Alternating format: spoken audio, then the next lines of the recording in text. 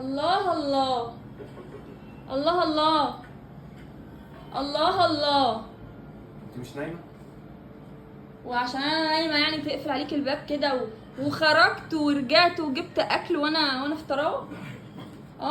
ما انت دلوقتي البيبان بقت بتتقفل، بقى في اوضه بابها بيتقفل ما انت قافل على نفسك.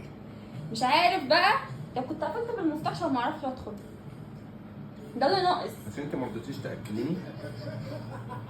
ما انا ما رضيتش اكلك ليه طيب؟ عشان ما تعبش. بالظبط. انا جايب اكل مشوي حواوشي. والله بص الراجل مش مصدقك وبيضحك يعني مش مقتنع وبيضحك اصلا. عشان ابص الريفه مش عامل زي ده تصلب في الشرايين وقتي. يا ابني انت قايم من مرض يا حبيبي، انت قايم من تعب. المشويات لا. مشويات ايه؟ مشويات ايه؟ انت المفروض بتاكل مسلوق. مشويات يا رب ارحمني من الراجل ده.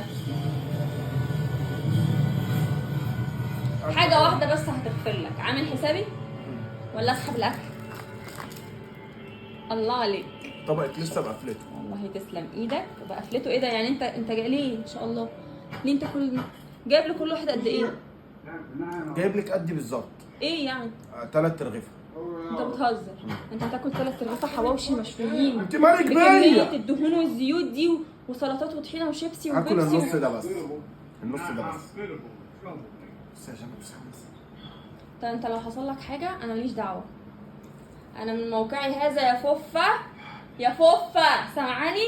انا ماليش علاقه بالراجل ده، انا ماليش دعوه انا بريئه من العيد والعيد. انا بريئه بالظبط كده، انا ماليش علاقه. اقول لك على حاجه، سلام عليكم، انا مش هاكل عشان تبقى الجريمه كامله. هتاكلي؟ سلام. بجد والله. بجد والله. ايه؟ هات يدي، هات يلا. انت لسه هتاكل؟ هات. كمل يلا. انا جاي اهو جبت لك اكل ونقعد مع بعض شويه عشان النهارده الخميس انا خارج. الخميس؟ لا استنى، ايه ده انت خارج كمان؟ يعني انت خرجت اولاني ادي اول وهتخرج رشه تاني؟ دي اول رشه اهو. جايب لك اكل من بره وهجيب لك وانا مروح. خد يا ستي مش هتصرف فيك. الراجل بيدخل لي من ثغراتي. هاتي بقى في ازازه بيبسي مشبره في الفريزر كمان يا اسطى ماليش دعوه بالجريمه دي. لا لا لا لا، سلام عليكم. سلام. انت شلتي مالكيش دعوه. هاتي الطبق طيب. سلام يا بندورتي.